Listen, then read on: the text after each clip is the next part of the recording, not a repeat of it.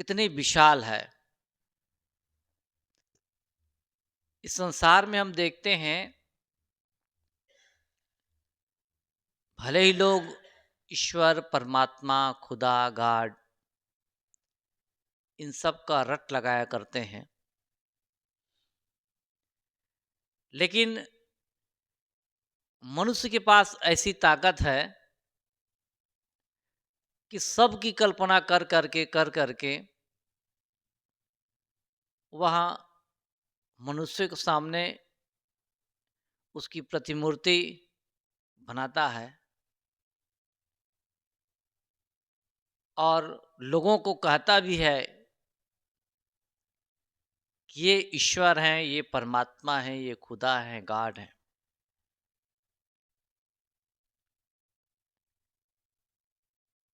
लोग विश्वास कर लेते हैं,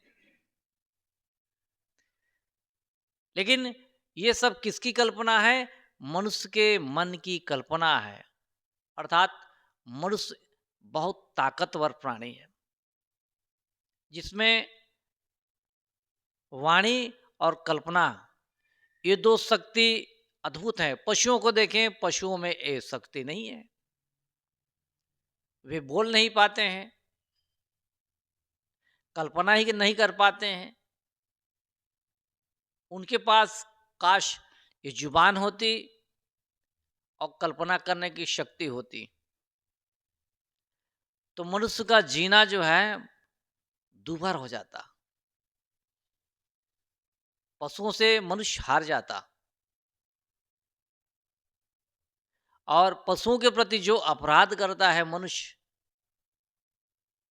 अपराध नहीं कर पाता। उनको हम खाते इसलिए हैं कि मूक प्राणी हैं, उनकी जुबान नहीं है। खूंटी पर हम बंधे हैं, अर्थात पशु बंधा है सो बंधा है। भूख लगी है तो कह नहीं सकता कि मुझे भोजन दो, प्यास लगी है तो भी नहीं कह सकता कि मुझे प्यास लगी है, पानी दो। देखो प्रकृति ने कैसा बना दिया है। इसलिए मनुष्य अपने आप को दुनिया का सिरमौर प्राणी समझता है और मूक प्राणियों को क्या करता है? हत्या करता है, वध करता है, कुर्बानी देता है। लेकिन यही बात उनमें जुबान होती तब मनुष्य कुछ नहीं कर पाता। इसलिए मनुष्य की जिम्मेदारी बहुत ज्यादा हो जाती है। जो बड़ा आदमी होता है वह छोटों का भी ख्याल रखता है। निम्न स्तर का आदमी है, गरीब से गरीब है, उसका भी ख्याल रखता है। उसको कहते हैं बड़ा आदमी। अब मनुष्य दुनिया का सर्व माने श्रेष्ठ प्राणी अपने आप को मानता है, लेकिन अपने से जो मानवेतर प्राणी है उनकी रक्षा नहीं कर पाता है, बल्कि इसी में अपनी भलाई समझता है कि हम तो श्रेष्ठ प्राणी हैं दुनिया का। इसलिए मूक प्राणियों को खाना, मारना ये क्या है? हमारे लिए जायज है। कई किताबों में तो लिखा है कि ये जो मानवेतर प्राणी हैं, जैसे कि ऊंट है, बकरे हैं, मुर्गी है, मुर्गे है, गाय है, बैल है, भैंस है, ये सारे के सारे मनुष्य के खाने के लिए हमारे ईश्वर ने बनाया है। जब चाहे तब इसको मारकर खाओ। देखो कैसे कैसे ईश्वर बना लेता है आदमी। ईश्वर अगर होता कुछ नहीं है, मनुष्य ने कल्पना करके ऐसा बनाया है। और जितनी भी किताबें लिखता है वो क्या लिखता है? वो हमारे ईश्वर ने ऐसा कहा है, अपने अवतार को उसने कैसा कहा है, अपने वो दूत को ऐसा कहा है, अपने पैगंबर को ऐसा कहा है। उनकी ओर से उपदेश, आदेश उतरा है। ये लिखता कौन है? मनुष्य लिखता है। और दुनिया में मनुष्य से बढ़कर कोई ईश्वर, परमात्मा, खुदा गाड नहीं है। यदि होता तो जो उनके बारे में कुछ कहता है, उनकी जुबान पकड़ लेता। मुसलमान हैं तो हिंदुओं के ईश्वर परमात्मा की आलोचना करते हैं। हिंदू हैं तो उनके ईश्वर परमात्मा की आलोचना करते हैं। इसी प्रकार के सब एक दूसरे की आलोचना करते हैं। यदि कोई एक ईश्वर होता, एक परमात्मा होता, उसी की सत्ता होती, एक ही किताब होती। लेकिन नहीं, तरह तरह की किताबें हैं। जितने मत, मजहब, संप्रदाय हैं, उतनी किताबें हैं। और दुनिया में जितनी किताबें हैं, ये सारी किताबें क्या करती हैं? भ्रम पैदा करती हैं। यदि एक मत की किताब होती तो बात समझ में आता है कि भाई हाँ, एक मत की किताब है, माने एक ईश्वर है। तो भिन्न भिन्न मत वाले हैं और सब अपने अपने ढंग के ईश्वर बनाते हैं। तो ये हमें सोचने की जरूरत है कि मनुष्य कल्पना कर करके ईश्वर, परमात्मा, खुदा गाड की रचना करता है। स्वर्ग नर्क की वो कल्पना करता है। उसी ढंग से कल्पना कर करके किताबें लिखता है। ईश्वर के क्या गुण होने चाहिए, क्या लक्षण होने चाहिए, ईश्वर कौन हो सकता है, उसकी क्या परिभाषा है, कौन लिखता है? मनुष्य लिखता है।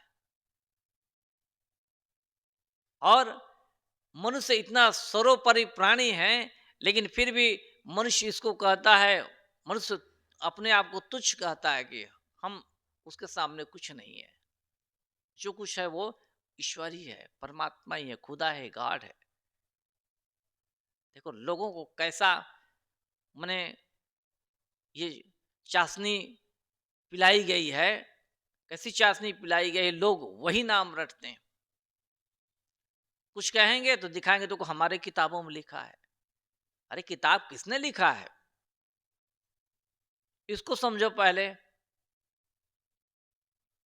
एक बार हम सबलगढ़ से आ रहे थे,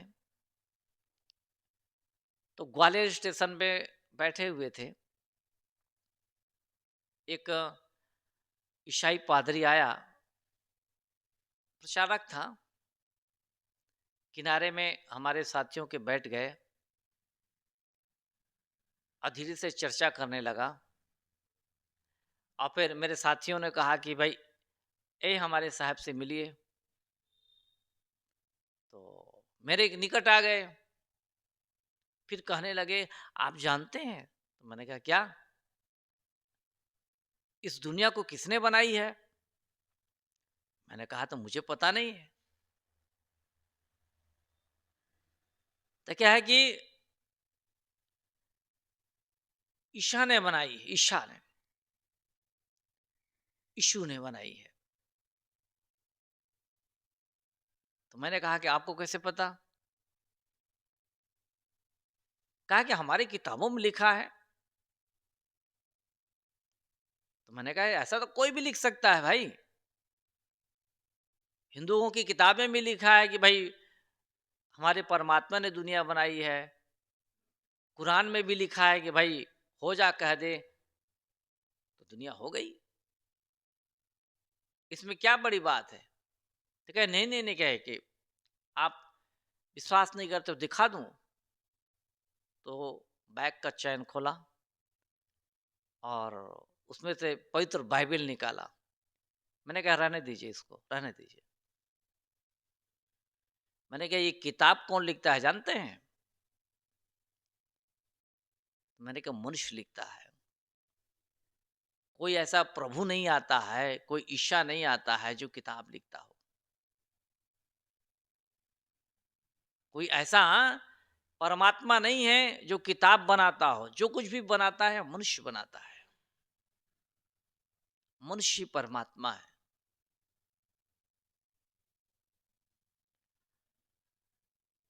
अभी-अभी सेंट जोसेफ कॉलेज में भी एक प्रवचन हुआ था, तो मैं भी गया था यहाँ की ओर से। तो वहाँ भी कई 5-6 प्रवक्ता आए थे। तो सब अपने-अपने ढंग से बोल रहे थे।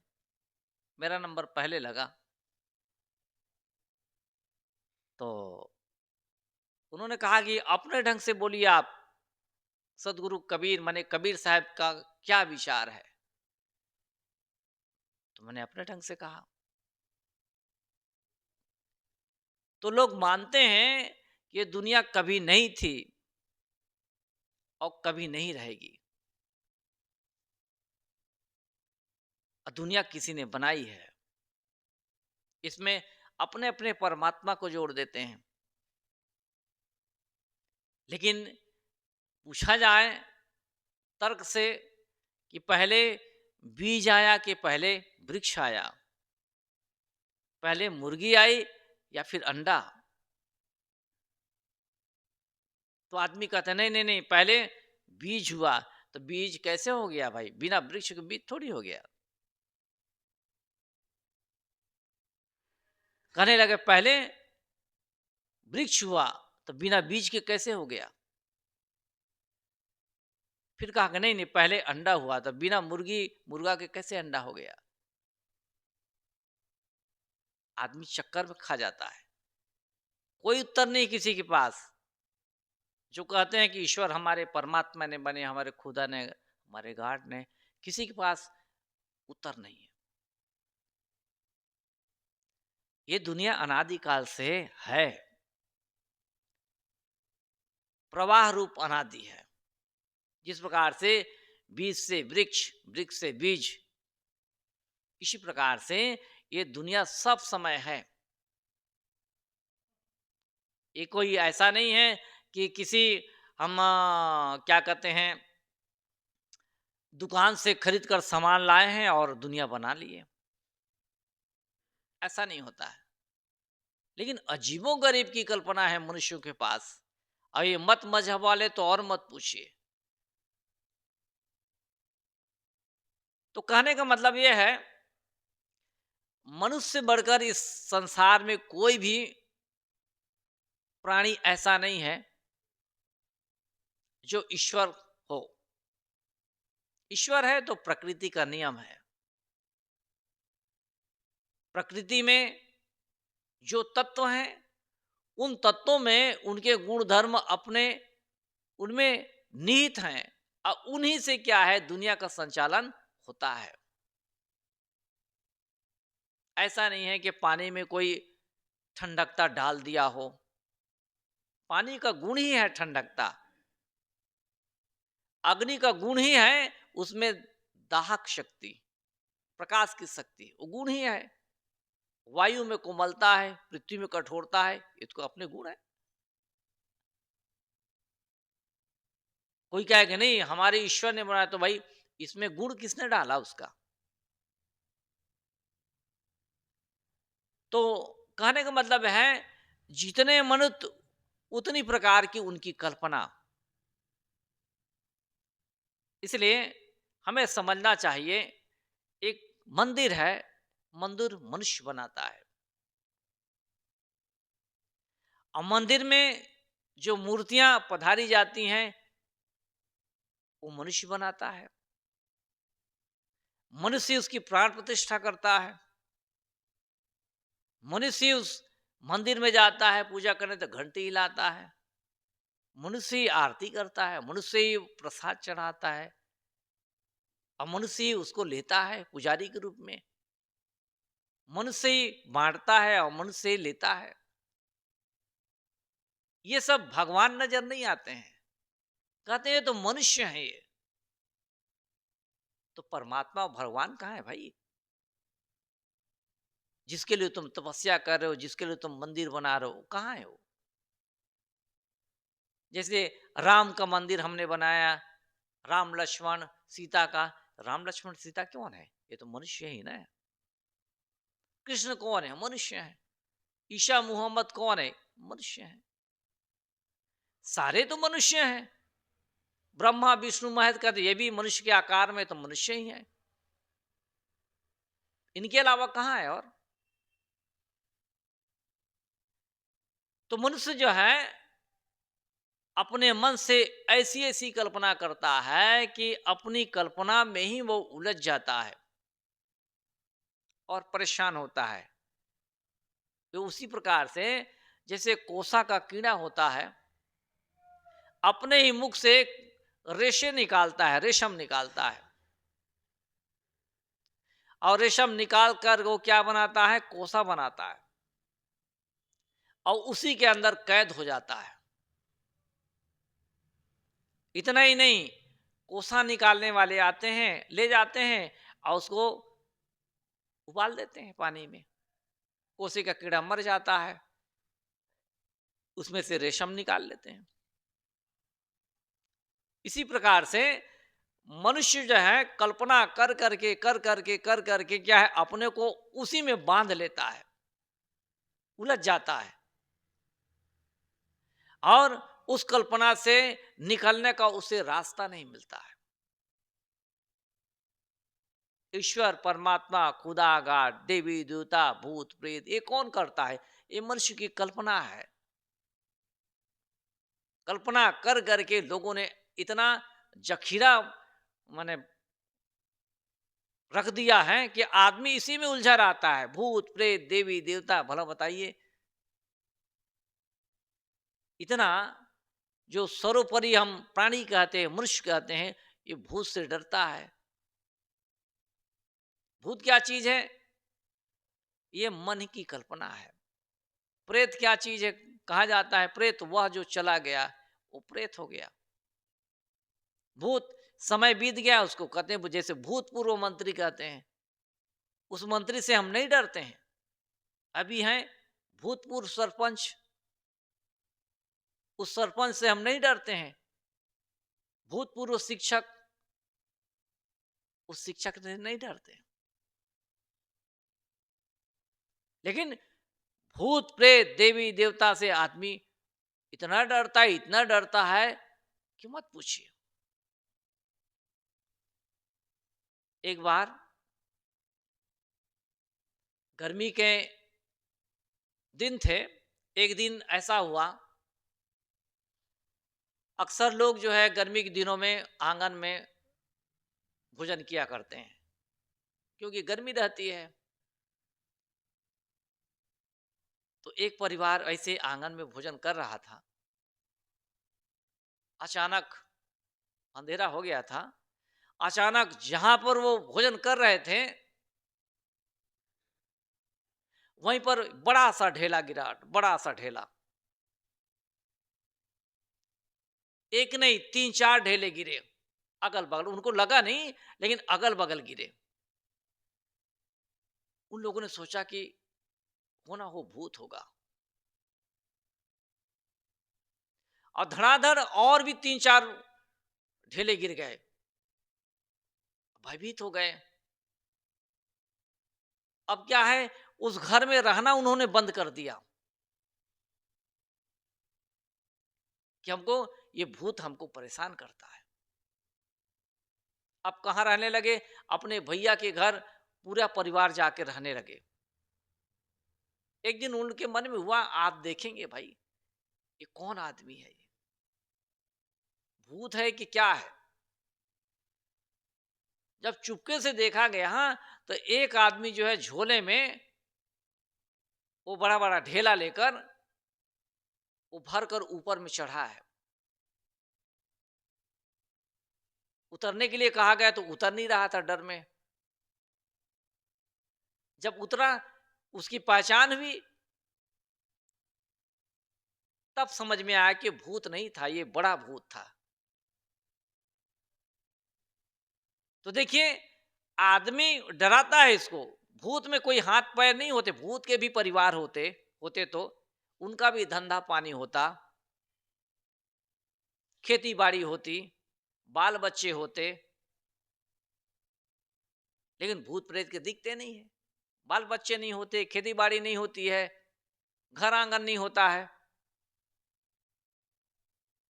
लेकिन फिर भी लोग कहते नहीं भूत है, वो ऐसी मैंने शक्ति रखता है कि थोड़े में बिल्ली भी हो जाएगा, वो थोड़े समय बिल्ली हो जाएगा, सियार हो जाएगा। बिल्ली होने में कितना समय लगता है? बहुत समय लगता है। सियार होने में, सियार ऐसे थोड़ी बन जाता है। वो पहले बच्चा के रूप में जन्म लेगा, चाहे बिल्ली का बच्चा हो, चाहे सियार का बच्चा हो। तब वो महीनों में बड़ा होगा। जब आदमी इस प्रकार से विवेक करता है, तब बात समझ में आती है कि नहीं नहीं, ये सब केवल कोरी कल्पना है। लेकिन किताबों में लिखा है, और प्रतिष्ठित किताबों में लिखा है। लोगों के मन में तो होता है कि भाई होना होगा, होता होगा, माने संदेह है अभी भी। इसलिए मनुष्य को चाहिए कि वो अपनी शक्ति को पहचाने। मनुष्य के पास अपार शक्ति है, वो शक्ति का उपयोग नहीं करता है, विवेक विचार नहीं करता है, इसलिए उसे समझ में नहीं आता है। उसे भी लगता है कि नहीं होना होता होगा, भूत प्रेत देवी देवता। इसलिए संतों की संगत में बैठकर हमें ये सारी बातें समझ में आती हैं। धीरे धीरे हम निरंतर बैठते रहेंगे, तब बात समझ में आने लगती है कि सच क्या है और झूठ क्या है। इनके पास बैठने से हमको एक बड़ी शक्ति मिलती है, वो है विवेक करने की शक्ति, विवेक दृष्टि।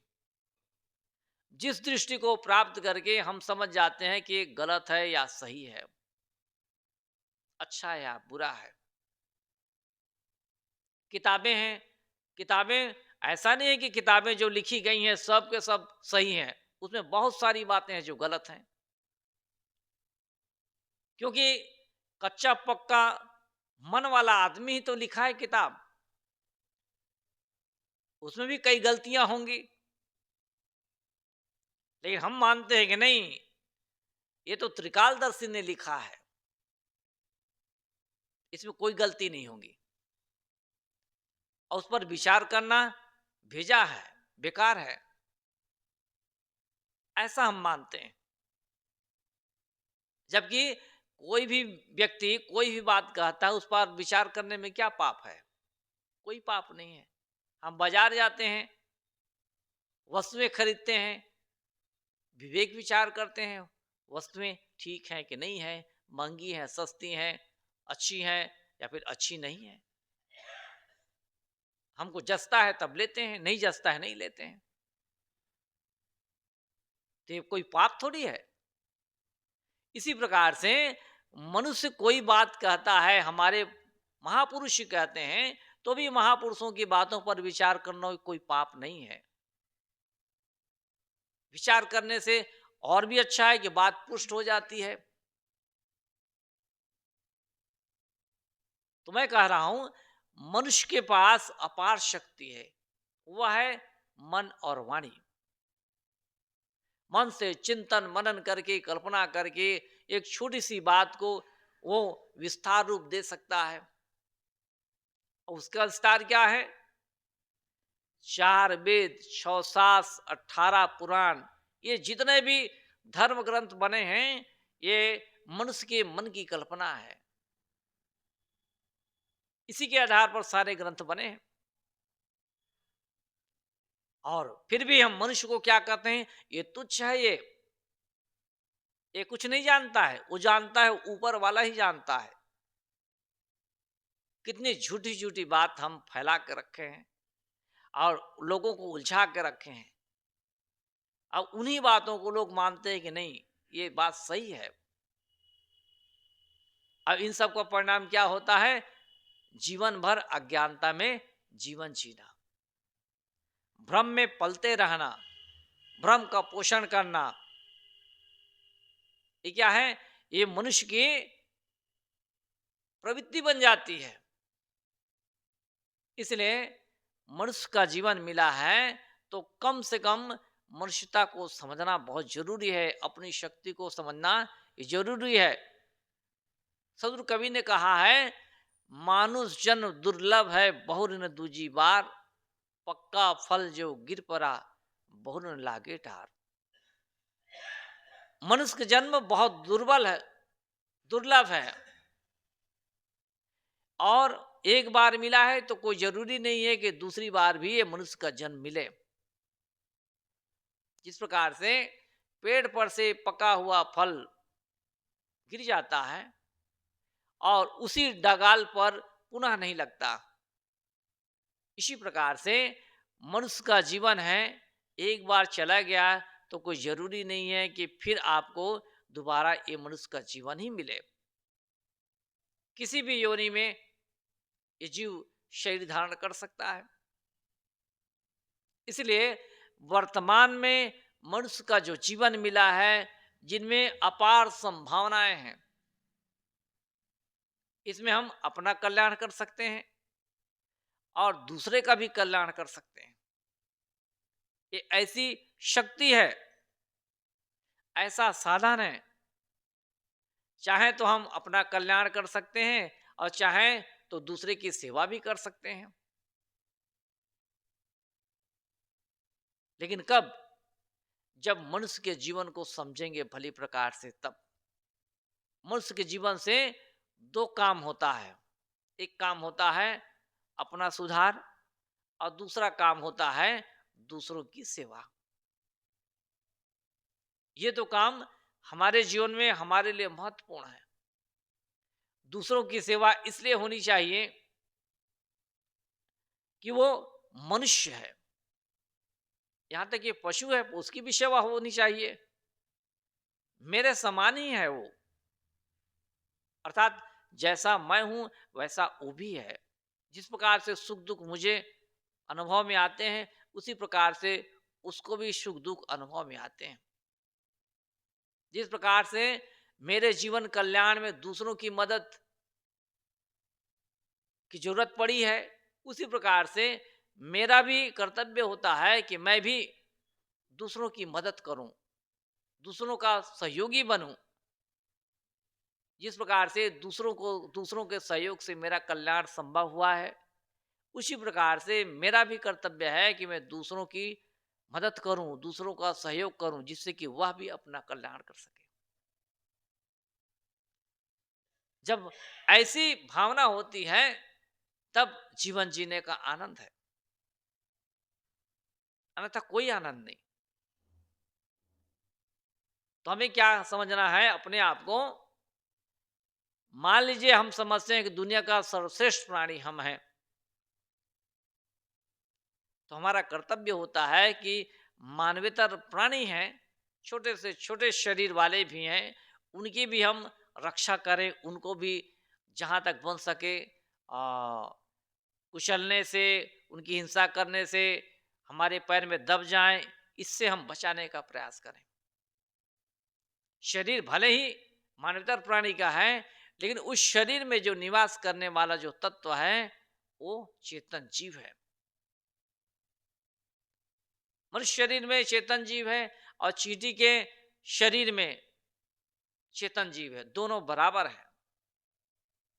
क्योंकि जिस शक्ति से चींटी का चलना फिरना संभव होता है, उसी शक्ति से हमारा भी चलना फिरना संभव होता है। चींटी को भी प्यास लगती है, चींटी भी नहीं चाहती है कि मुझे कोई दुख दे, कोई नहीं चाहता है। शरीरधारी अपने को दुखों से बचाने का काम करते हैं। इस प्रकार जैसा मैं हूं वैसा मानवतर प्राणी भी है।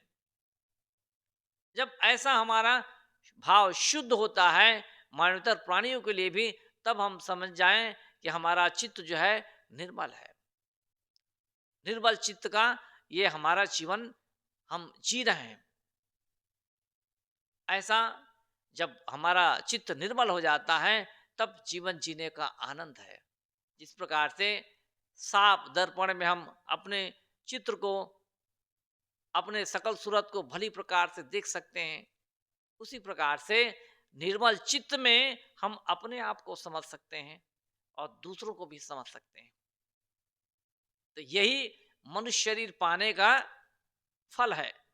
हम स्वयं को भी समझें, साथ साथ पड़ोस में है अपने साथी उनको भी समझने का प्रयास करें, क्योंकि जैसा मैं हूं वैसा वह भी है। इस प्रकार सदगुरु कबीर साहब जी कहते हैं कि मनुष्य शरीर का मिलना, मिल गए तो इसको समझना और समझ करके अपना कल्याण करना, ये हमारा कर्तव्य होता है।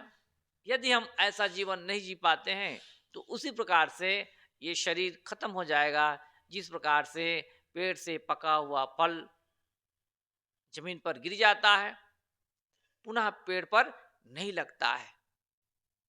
हम कल्याण करें या ना करें, एक समय ऐसा आएगा हमारा शरीर जो है बिल्कुल भूई लुंठित हो जाएगा और हम पछताते रह जाएंगे कि हमने कुछ नहीं किया। और फिर किसी भी खाने में जाकर ये जीव पुनः शरीर धारण कर सकता है। इस प्रकार हम इस जीवन को पाकर अपने को समझने का प्रयास करें। प्रेम से बोलिए सदगुरु कबीर साहेब की जय।